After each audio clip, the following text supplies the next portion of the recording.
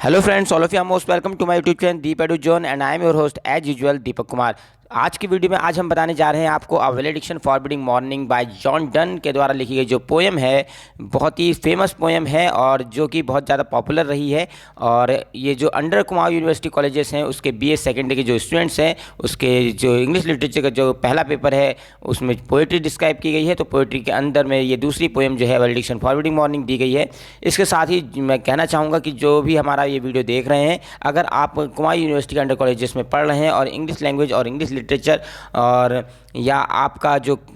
Subject है, एक पर्यावरण का सब्जेक्ट जो एनवायरनमेंट है वो सब्जेक्ट है, तो आप मेरे चैनल को ज़रूर सब्सक्राइब कर लें। क्योंकि यहाँ पर और प्लेलिस्ट में भी जाना ना भूलें, चैनल सब्सक्राइब करें। चैनल का जहाँ आइकन दिखता है वहाँ पर टैप करें, वहाँ पर क्लिक करें और उसके बाद आप देखेंगे प्लेलिस्ट आई। तो प्लेलिस्ट में BA first year BA second year करके हमने वहाँ पर प्लेलिस्ट बनाई हुई है। उस प्लेलिस्ट को चेक करके आप वहाँ पर अपने जितने भी वीडियोज़ हैं, जितने भी चैप्टर्स हैं, वो सारे के सारे आपको वहाँ पर मिल जाएंगे। और वहाँ पर आप क्या कर सकते हैं, वहाँ पर आप देख सकते हैं कि जो भी आपके जो चैप्टर्स हैं वहाँ पर एक्सप्लेन किए गए हैं, इंपॉर्टेंट क्वेश्चंस के आंसर्स बताए गए हैं और एग्जाम्स में किस तरीके से आप थोड़े दिन पहले या कम समय में आप किस तरह से बढ़िया तैयारी कर सकते हैं, वो सारे वीडियोस हमने वहाँ पर बना रखे, तो उन्हें आप देख सकते हैं। तो चैनल को लाइक कीजिए, शेयर कीजिए, सब्सक्राइब अपने सभी दोस्तों के साथ। और चलिए शुरू करते हैं वैलेडिक्शन फॉरबिडिंग मॉर्निंग। तो वैलेडिक्शन का मतलब है फेयरवेल, बाय बाय। तो लास्ट फेयरवेल यहाँ पर हो रही है। फॉरबिडिंग मॉर्निंग का मतलब है कि फॉरबिडिंग में जैसे होता है मना करना, मॉर्निंग माने विलाप करना, लैमेंट करने के लिए, रोने पीटने के लिए। जब कोई व्यक्ति मरता है तो उसके लिए, उसकी मृत्यु पर जो शोक किया जाता है, दुख किया जाता है, विलाप किया जाता है, उसके लिए यहाँ पर मना किया जा रहा है। जॉन डन के द्वारा ये पोएम लिखी गई है। जॉन डन एक मेटाफिजिकल पोइट है। मेटाफिजिकल पोइट का मतलब होता है कि ऐसे व्यक्ति, ऐसे पोइट जो मेटाफिजिक्स, तो फिजिकल के परे, बियॉन्ड फिजिकल, मतलब जो शारीरिक सुंदरता या शारीरिक भौतिक दुनिया से परे बात करते हैं अपनी कविताओं में, भौतिकता से उलट स्पिरिचुअलिज्म की बात करते हैं, आध्यात्मवाद की बात करते हैं, अध्यात्म की बात करते हैं, beauty of mind and soul की बात करते हैं। तो वो जो पोइट होते हैं ये कहलाते हैं मेटाफिजिकल पोइट। तो यहाँ पर जो जॉन डन है वो भी मेटाफिजिकल पोइट है। इन्होंने जो अपनी पोएम लिखी है, ये जो पोएम है ये भी उसी से रिलेटेड है। यहाँ पर इसमें आत्मा और beauty of mind and heart, जो माइंड एंड सोल की जो ब्यूटी है उसको ज़्यादा इंपॉर्टेंस दी गई है। तो अगर आपसे पूछा जाए जो मेटाफिजिकल पोइट कौन है, तो जॉन डन है। जॉन डन है और मेटाफिजिकल का मतलब है beyond physical. Okay, beyond physical, beyond worldly, beyond world.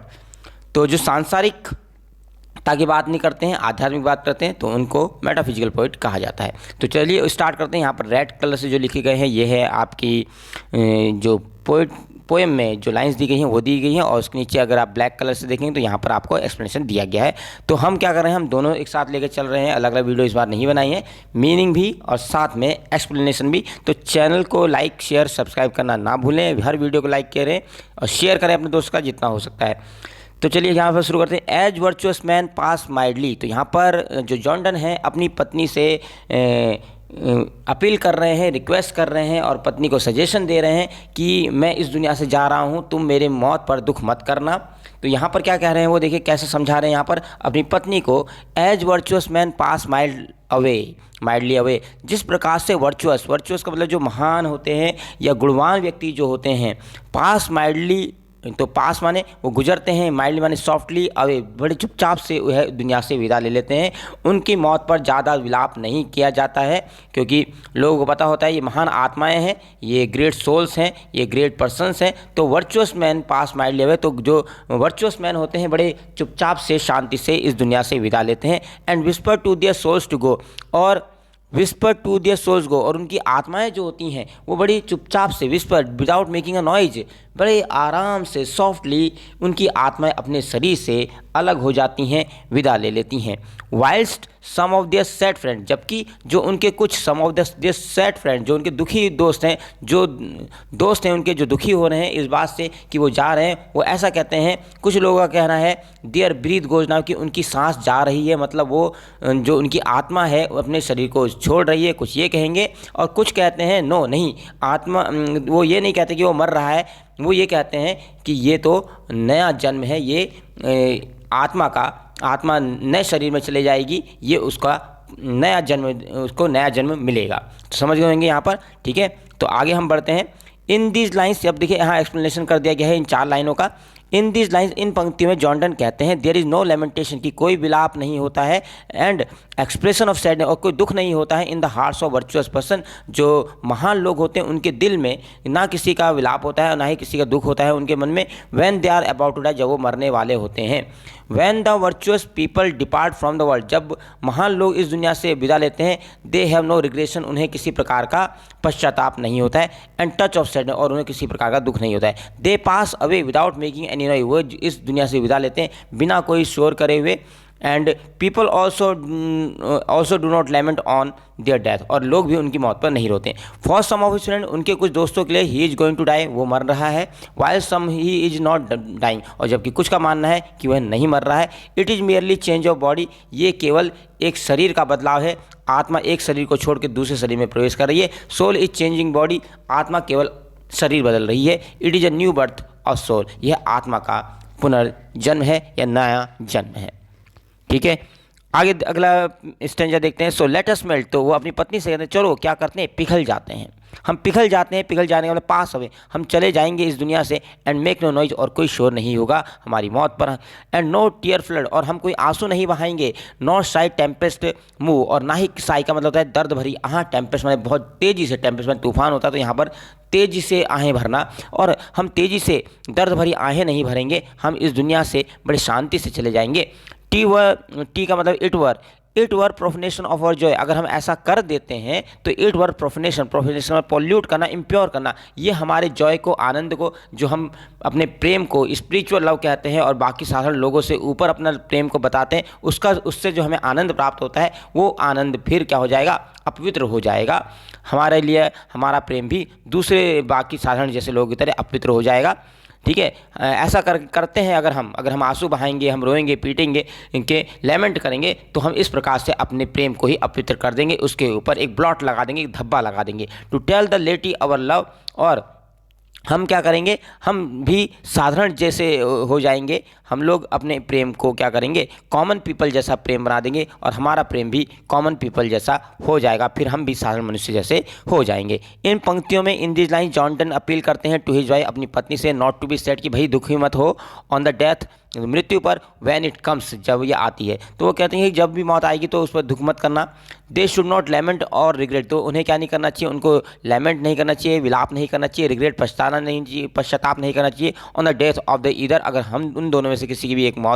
मौत होती है, मृत्यु होती है, तो उनको ना तो लैमेंट करना चाहिए और ना ही किसी प्रकार का पश्चाताप होना चाहिए। They will depart from this world, वे इस दुनिया से विदा लेंगे क्वाइटली, चुपचाप से। Both of them will neither shed tear, और दोनों ही, उन दोनों से कोई भी ना तो टीयर बहाएगा और ना ही साय करेगा, ना ही आएँ भरेगा। इफ़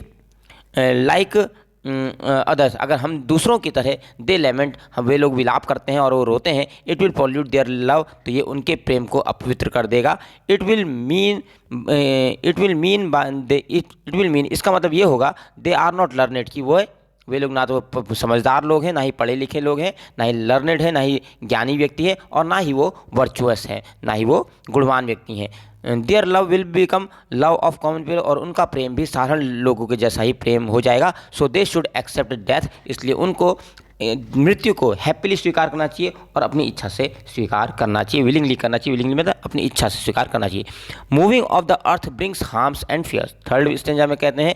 कि धरती के कंपन से, जब धरती हिलती है, जब धरती में मूवमेंट होते हैं, उससे नुकसान भी होते हैं, डैमेजेस होते हैं, और लोगों में आतंक छा जाता है, भय छा जाता है। Man Recon what it did, और मनुष्य क्या करता है, थिंक, सोचने लगता है, या आकलन करने लगता है, स्पेकुलेशन करने लगता है, गणना करने लगता है कि आखिर जो ये धरती में जो कंपन हुआ, इसने क्या किया, इसने कितना नुकसान किया और इसका क्या मतलब है।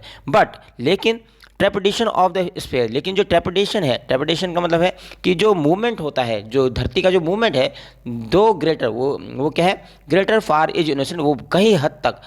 इज इनोसेंट, इसमें धरती की कोई गलती नहीं होती है। तो जो धरती का मूवमेंट है उसकी कोई गलती नहीं है, वो तो होना ही है, क्योंकि धरती के मूवमेंट के कारण ही जो सीजन चेंज होते हैं, दिन रात होते हैं, वो तो धरती के मूवमेंट के कारण होते हैं, वो तो मूव करती रहेगी। तो इसलिए धरती के मूवमेंट को दोष देना कि भाई वो अर्थक्वेक लेके आ गया, इतना नुकसान कर दिया, ये चीज़ गलत है, इनोसेंट है, इसमें उसके मूवमेंट का कोई दोष नहीं है। तो आगे देखते हैं यहाँ पर वो कहना चाह रहे हैं जिस प्रकार से धरती का काम है मूव करना, वो मूव करेगी, अब फिर उससे भूकंप आए या फिर ऋतु चेंज हो तो भाई ये तो होकर ही रहेगा, उसमें उसका कोई दोष नहीं है। इसी प्रकार से मनुष्य जब जन्म लेता है तो अपनी किस्मत में लिख कर लाता है कि उसको मरना है, उसको एक ना एक दिन मरना है, तो इसमें मृत्यु का कोई दोष नहीं है कि ये कहना कि मृत्यु को ब्लेम किया जाए, इसने ऐसा नुकसान कर दिया, इसके परिवार में इतनी क्षति कर दी, ये कहना ठीक नहीं है। इन पंक्तियों में, in this lines poet present, जो पोइट है, पोइट होगा ये, पोइट प्रेजेंट्स करना पड़ेगा यहाँ पर, आप इसे सही कर लीजिए। इन दी लाइन, पंक्तियों में पोइट प्रेजेंट करता है एक कॉन्ट्राडिक्शन, एक विरोधाभास दिखाया गया है बिटवीन द नेचुरल एक्टिविटी, की जो नेचुरल एक्टिविटी है एक तो नेचुरल एक्टिविटी है, जैसे नेचुरल एक्टिविटी का मतलब क्या है, like the movement of the अर्थ, जैसे कि धरती का मूवमेंट होना, एंड थिंकिंग ऑफ पीपल, और लोगों का सोचना। तो यहाँ पर इन पंक्तियों में, इस स्टेंजा में एक कॉन्ट्राडिक्शन दिखाया गया है नेचुरल एक्टिविटी, एक तो नेचुरल एक्टिविटी के बीच में जैसे धरती का मूवमेंट करना है, और दूसरा लोगों की सोच क्या है, उन दोनों के विपरीत चीज़ों को दिखाया, यहाँ पर व्यक्त किया गया है कि दोनों में अलग अलग क्या क्या बातें हो रही हैं, कि नेचुरल जो मूवमेंट है, जो नेचुरल एक्टिविटी वो तो होनी है, दूसरा मनुष्य उसके उलट सोचता है। तो यहाँ पर कॉन्ट्राडिक्शन, विरोधाभास दिखाया गया है।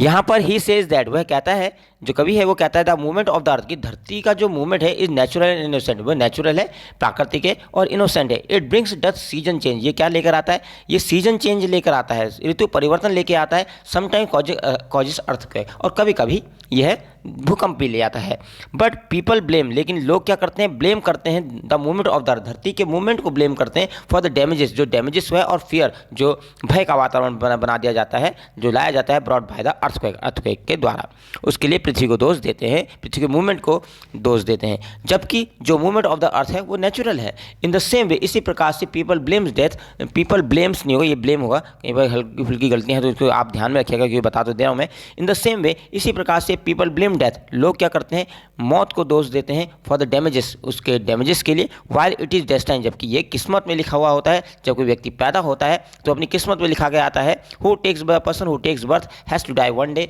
व्यक्ति जो इस धरती पर जन्म लेता है उसको एक ना एक दिन मरना होता है। डेथ इज इनएविटेबल, इनएविटेबल का मतलब होता है श्योर टू हैपन, और मृत्यु जो है वो अटल है, उसे होना ही है, जिसने जन्म लिया है वो मरेगा, और मृत्यु को इनएविटेबल टाला नहीं जा सकता।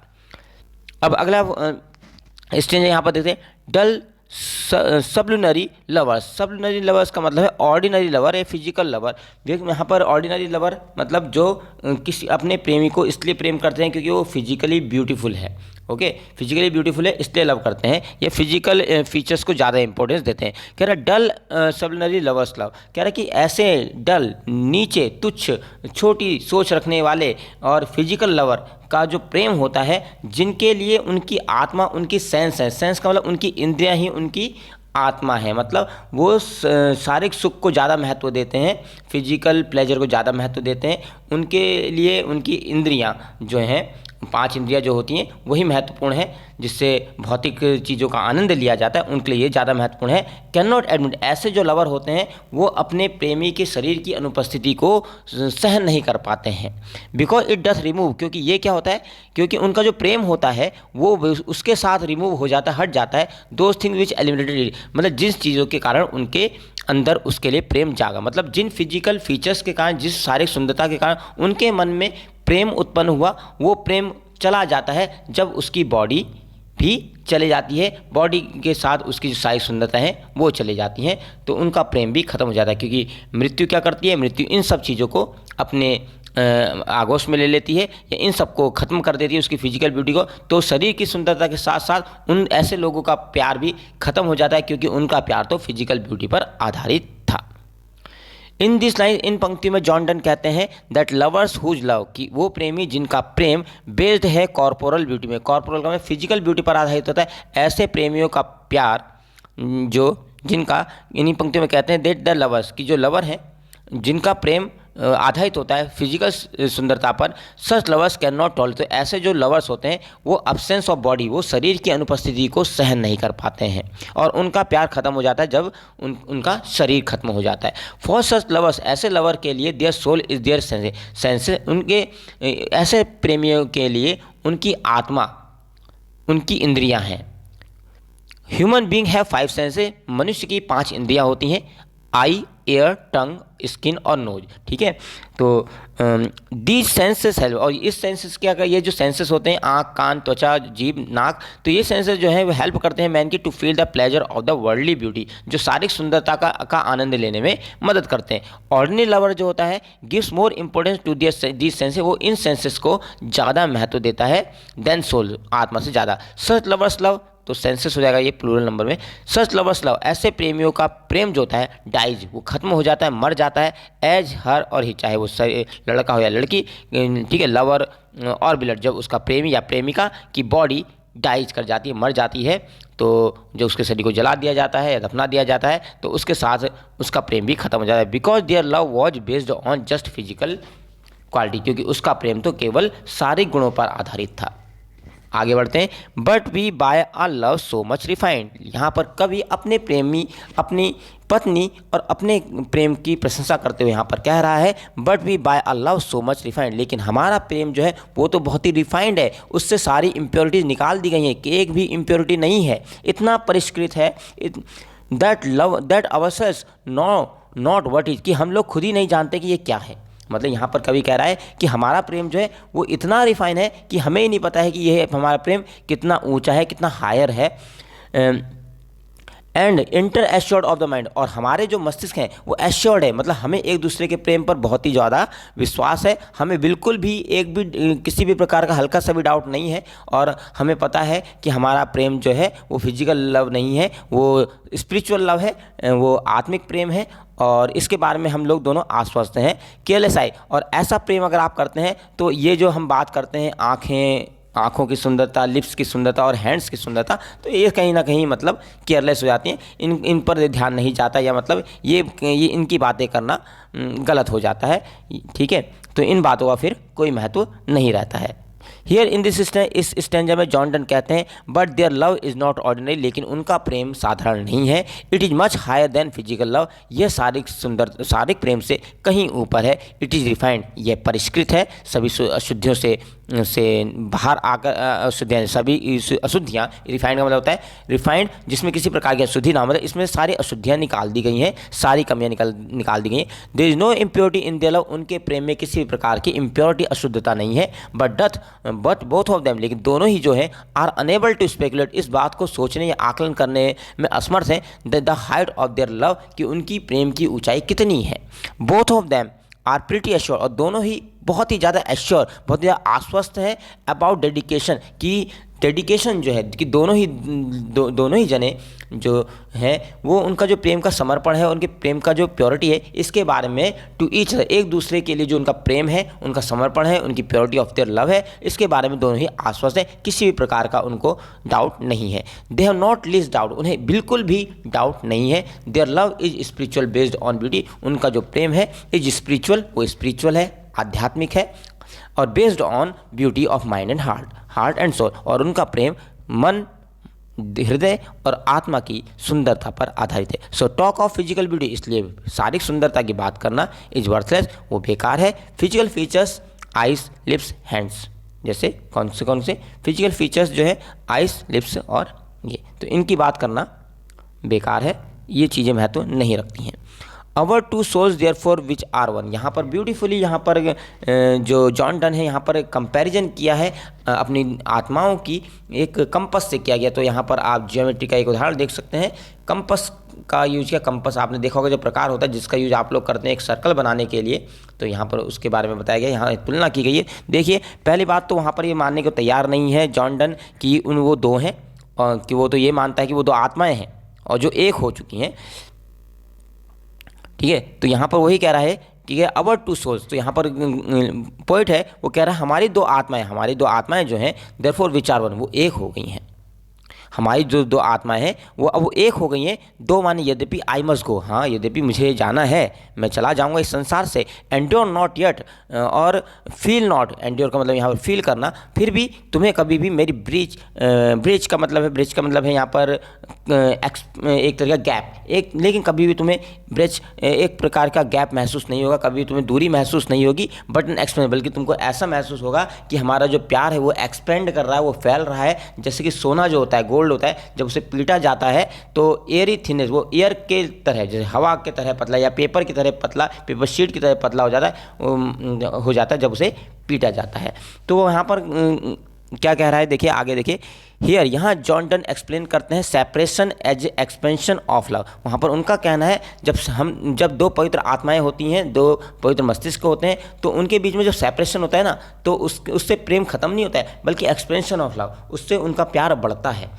ठीक है, प्यार खत्म नहीं होता है, प्यार और फैलता है, बढ़ता है। देयर टू सोल, उनकी जो दो आत्माएं हैं, हैव बिकम वन, और उनकी दो आत्माएं को कह रहा है वह एक हो चुकी हैं। Although he must leave this world, यद्यपि वो मानता है कि अब उसे इस दुनिया को छोड़ के जाना है, but she will not feel any gap between them, लेकिन उसको किसी भी प्रकार का गैप महसूस नहीं करना चाहिए, उसको मतलब किसी भी प्रकार का दुख नहीं होना चाहिए। डिस्पाइट, इसकी जगह स्थान पर, इसके बावजूद, she will realise that their love, ये महसूस करेगी, उसकी पत्नी ये महसूस करेगी that their love has expanded, कि उनका जो प्रेम है वो एक्सपेंडेड हो गया है more after the separation of body. जब उसका शरीर अलग हो जाएगा, जब शरीर की दूरी हो जाएगी, तो उनका प्रेम घटेगा नहीं बल्कि बढ़ेगा, एक्सपेंड हो जाएगा। एब्सेंस ऑफ बॉडी, जो शरीर की अनुपस्थिति, will not make her feel alone, कभी उसे अकेला महसूस नहीं होगी। She will always feel him, वह हमेशा अपने पति को याद रखेगी या पोइट को याद रखेगी, with her in her thoughts, अपने साथ पाएगी उनके विचारों में। Death will not diminish their love, और मृत्यु उनके प्रेम को खत्म नहीं कर पाएगी या कम नहीं कर पाएगी। इट विल एक्सपेंड, जबकि ये तो और फैलेगा। वाइल इट विल एक्सपेंड, बल्कि ये तो और फैलेगा, ये और बढ़ेगा। कैसे बढ़ेगा? एज, ये बढ़ेगा, sorry, okay, it is as expand, जबकि ये तो फैलेगा, बढ़ेगा, एज गोल्ड, जैसे कि एक सोना जो होता है उसे कीप्स स्प्रेडिंग, वो फैलता रहता है, बाय बीटिंग ब्लो, जब उसे पे प्रहार किए जाते हैं और उसे पीटा जाता है तो वो क्या करता है, और ज़्यादा फैलते जाता है। एंड बिकम्स एक्सपेंडेड, और एक्सपेंड हो जाता है, फैल जाता है, जैसे कि एयर की शीट के बराबर, एयर थिन शीट, एक पतली शीट बन जाता है, जैसे कि हवा जैसे पतला। ठीक है, तो आगे देखते हैं। इफ़ दे बी टू, यहाँ पर अब ज्योमेट्री का एक उदाहरण आ गया है, देखिए जो मैं बता रहा था। इफ़ दे बी टू, यदि वो दो हैं, पहली बात तो यहाँ पर कभी मानने को तैयार नहीं है कि वो दो हैं, और वो दो हैं तो ये कहता है कि हमारी दो आत्माएं वो एक हो चुकी हैं। लेकिन फिर भी अगर तुम चाहते हो, तुम ये कहते हो कि हम दो हैं, तो हाँ हम दो हैं, लेकिन किस तरीके से? यहाँ पर एक प्रकार के जो दो सिरे होते हैं, एक में जिसमें पेंसिल डाली जाती है, और एक जो सेंटर में रहता है और वो चारों तरफ घूमता है और एक सर्कल क्रिएट कर देता है, उसकी तरह यहाँ पर की उसकी तुलना की गई है। आप प्रकार को समझ लीजिए, आप जो कंपास है उसको समझ लीजिए, तो आपको ये आसानी से समझ में आ जाएगा कि कवि क्या कहना चाह रहा है। इफ़ दे बी टू, तो यहाँ पर कवि कहता है कि यदि वे दो हैं, पहली बात तो दो नहीं है, एक आत्मा है, लेकिन अगर वो दो हैं तो वो किसके समान है? They are two so as stiff, वो तो किसके समान दो है? एज स्टीव, स्टीव माने जो बहुत मजबूती से जुड़े रहते हैं। ट्विन कंपस आर टू, जो एक कंपस होता है उस प्रकार के दो टांगों के समान है, जो एक पॉइंट से बहुत ही मजबूती के साथ जुड़े हुए हैं। दाय सोल, तो और वो कहता है अपनी पत्नी से कि तुम्हारी जो आत्मा है वो कौन है? वो तुम्हारी जो आत्मा है वो सेंटर पर फिक्स्ड, वो कंपस का वो फीट है जो सेंटर पे रहता है। ठीक है, एंड मेक्स नो शो, और जिसको देख के ये लगता है टू मूव, कि वो घूम रहा है, क्योंकि जो सेंटर पे जो लैग होता है कंपस का वो घूमता नहीं है, वो अपनी जगह पर रहता है, सेंटराइज रहता है, जबकि दूसरा जो लैग होता है वो चारों तरफ घूमता है और एक सर्कल क्रिएट करता है। तो यहाँ पर यद्यपि वो कह रहा है कि तुम उस पाँव की तरह हो कंपस के जो सेंटर पर रहता है, और ऐसा लगता है कि देख के तो लगता नहीं है कि वो मूव कर रहा है, लेकिन वास्तव में बट डथ, बल्कि वो घूमता तो है ही, ठीक है, अपनी जगह पर घूमता है। इफ़ दे अदर डू, जब प्रकार का दूसरा हिस्सा घूमता है तो जो सेंटर वाला हिस्सा है वो भी उसके साथ घूमता है, यदि भी वो लगता नहीं है कि वो घूम रहा है, कि वो सेंटर पर रहता है। तो चलिए आगे यहाँ पर देखते हैं। हियर, यहाँ पर जो जॉन डन है एक्सप्लेन करते हैं टू हर डियर वाइफ, अपनी प्रिय पत्नी की तुलना यहाँ पर करते हैं। तो यहाँ पर एक्सप्लेन करते हैं, अपनी प्रिय पत्नी को समझा रहे हैं कि नहीं वो दो नहीं है, अगर वो दो हैं तो एक प्रकार की तरह है। तो यहाँ पर वो अपनी पत्नी को एक्सप्लेन करते हुए कह रहे हैं that firstly they are not two, पहली बात तो वो दो हैं नहीं, but if they are two, लेकिन यदि वो दो हैं, they are two like the two legs of compass, तो वो किसके समान है? एक कंपस के दो पाँवों के समान है, टांगों के समान है। Joint formally at a point, जो एक पॉइंट से बहुत मजबूती से जुड़े रहते हैं। That can not be separate, जिसे अलग नहीं किया जा सकता। ही टेल्स हर, वह अपनी पत्नी को समझाते हैं that she is like that foot, की वह कंपस के उस फुट की तरह है, that is fixed at a point, जो एक पॉइंट पर फिक्स रहता है। सीम्स हैविंग नो मूवमेंट, और उसको देख के लगता है कि वो मूव नहीं कर रहा है, बट इन फैक्ट, लेकिन वास्तव में वो इट इज़ मूविंग, वो मूव कर रहा होता है। इट कीप्स मूविंग, ये घूमता रहता है। एज अदर लेग्स मूव, जब उसका दूसरा पाँव, प्रकार का दूसरा पाँव या कंपस का दूसरा पाँव घूमता है। एंड दो इट इन द सेंटर। तो अब ये देखिए, ये अगले स्टेंजा में इसी को आगे बढ़ाते हुए कह रहे हैं कवि, एंड दो और यद्यपि it in the centre set, यद्यपि जो दूसरा पाँव है, तुम्हारा जो पाँव है, जो तुम प्रकार के दूसरे पाँव के समान जो सेंटर पे रहता है, ठीक है, सेंटर पर रहता है, yet when the other far doth roam, जबकि जो दूसरा हिस्सा है, दूसरा जो पाँव है कंपस का, वो चारों तरफ घूमता रहता है, ठीक है। तो सीधी सी बात है, यहाँ पर वो ये कहना चाह रहा है कि जो अपनी पत्नी है, पत्नी घर पे रहती है, ठीक है, और घर का काम संभालती है, जबकि पति है वो बाहर काम से जाता है, ठीक है। तो यहाँ पर वो कह रहा है इट लीन्स, तो ये जो प्रकार का एक हिस्सा है जो सेंटर पर रहता है, ठीक है, और एक बाहर का लेग है जो बाहर को झुकता है, तो कह रहा है कि it leans and hearkens after it, तो कह रहा है कि जो प्रकार का जो एक हिस्सा है वो तो बाहर की ओर झुक जाता है, तो एंड हार्कन्स आफ्टर इट, और ये भी कि जो हिस्सा है जो सेंटर पर रहता है ये भी थोड़ा आगे को झुक जाता है, ठीक है, उसे सपोर्ट करने के लिए, उस हिस्से को सपोर्ट करने के लिए उसके जो कंपस का जो दूसरा पाँव है जब वो बाहर को निकलता है तो ये आगे को झुक जाता है, तो इसके साथ ही जो दूसरा हिस्सा है वो भी आगे थोड़ा झुक जाता है उसको सपोर्ट करने के लिए, एंड ग्रोज इरेक्ट, और जब वो दोनों वापस आते हैं, जब जो बाहर निकला हुआ पाँव है जब ये वापस आता है तो दोनों समान रूप से क्या हो जाते हैं, इरेक्ट हो जाते हैं, खड़े हो जाते हैं, दोनों मिल जाते हैं, ठीक है, एज दैट कम्स आउट, जब वह अपने घर में वापस आता है। तो यहाँ पर कवि कहना चाह रहा है कि मतलब कि वह उसकी पत्नी घर पे रहती है, तो वह कंपस के उस फीट के समान है, उस फुट के समान है जो सेंटर पर रहता है, और क्योंकि कभी बाहर जाता है काम से लिविंग कमाने के लिए, तो वह दूसरे हिस्से के समान है, दूसरे लेग के समान है जो बाहर को निकला हुआ है, लेकिन जब वो बाहर को जाता है तो उसकी पत्नी जो है वो भी उसको सपोर्ट करती है, ठीक है, क्योंकि वह घर का काम संभाल रही है, घर को संभाल रही है। तो कंपेयरिंग हिमसेल्फ, तो यहाँ पर देखें कंपेयरिंग हिमसेल्फ, खुद की तुलना और अपनी पत्नी की तुलना यहाँ पर करते हुए, एक कंपस से करते हुए, further John Donne tales his wife, तो आगे जॉन डन कहते हैं, अपनी पत्नी को बताते हैं, that she is like the foot of a compass, की वह कंपस के उस पाँव के समान है, that always remains fixed at centre, जो हमेशा सेंटर में रहता है। ऑन द अदर हैंड, दूसरी तरफ, ही हिमसेल्फ, वह स्वयं जो है, is the foot of the compass, वह उस कंपस के फुट के समान है, टांग के समान है, that roams about the centre point, जो रोम अबाउट, जो इधर उधर घूमती है, सेंटर पॉइंट के चारों तरफ घूमती है। As one foot of compass, जैसे कि एक फुट जो होता है कंपास का, lean out the other leg, तो लीन आउट मतलब बाहर की ओर झुक जाता है, लीन out the other leg also lean out, तो जो दूसरा लेग है वो भी थोड़ा आगे को झुक जाता है, किसके लिए, टू सपोर्ट करने के लिए झुक जाता है। इसी प्रकार से उसकी वाइफ जो है रिमेन्स एट होम, वो अपने घर पे रहती है, घर संभालती है, एंड परफॉर्म हर रिस्पॉन्सिबिलिटी, और एक पत्नी के रूप में जो उसके उत्तरदायित्व हैं वो निभाती है। वाइल ही हिमसेल्फ, जबकि जो लेखक है, जो कवि है, वो बाहर जाता है, गोज अवे फ्रॉम होम, अपने घर से दूर जाता है, अपने डेली जॉब्स करता है, अपने दैनिक काम निपटाता है, टू मेक अ लिविंग, आजीविका कमाने, रोजी रोटी कमाने, दस इस प्रकार से उसकी पत्नी अपने पति का सहयोग करती है। अब लास्ट में कंक्लूडिंग है, ये खत्म हो रहा है यहाँ पर। तो यहाँ पर देखिए, such will thou you to me, THOU का मतलब यू होता है, ठीक है, such will you to me, इसी प्रकार से वो कह रहा है तुम भी मेरे लिए ऐसे ही हो, उस जो सेंटर पर जो कंपस का एक लेग रहता है उस लेग की तरह हो, who must like the other food, जो अवश्य जो दूसरा फूड है जो सेंटर पर रहता है, ऑब्लिकली मतलब इनडायरेक्टली रन करता है, वो इनडायरेक्टली मूव करता है, लगता तो नहीं है देखने से कि वो मूव कर रहा है, लेकिन वो मूव करता है। दाय फर्नेस योर फर्नेस, तो कह रहा है कि जो तुम्हारी जो मजबूती है, जो तुम सेंटर पर रहती हो और सब संभाले रखती हो, ये क्या करती है, मेक्स माई सर्कल जस्ट, ये मेरे सर्कल को, जो दूसरा पाँव जो निकला है जो उसका पति का है, ठीक है, तो उसका सर्कल को बिल्कुल ठीक ढंग से पूरा करने में मदद करती है। And makes me where I begin, और मुझे मदद करती है कि जहाँ पर मैंने ख़त्म किया है, तो उससे मैं जहाँ पर मैंने पॉइंट पे ख़त्म किया उससे दोबारा से फिर मैं शुरू कर सकूँ। तो यहाँ पर कवि कहना चाह रहा है कि अपनी पत्नी से कह रहा है कि तुम उस कंपस के पाँव के समान, लेग के समान जो सेंटर पर रहता है, तो तुम घर पे रहती हो, घर का सारा काम जिम्मेदारी संभालती हो, और ये चीज़ मुझे मदद करती है कि मैं बाहर जाके अपने सारे काम निपटा सकूँ। इन दिस कंक्लूडिंग स्टेंजा, इस कंक्लूडिंग स्टेंजा में poet tales his her wife, तो पोइट टेल्स करता है, यहाँ पर हिज वाइफ आएगा, पोइट अपनी पत्नी से कहता है, जैसे हिज कर लीजिएगा, अपनी पत्नी से कहता है that she is like the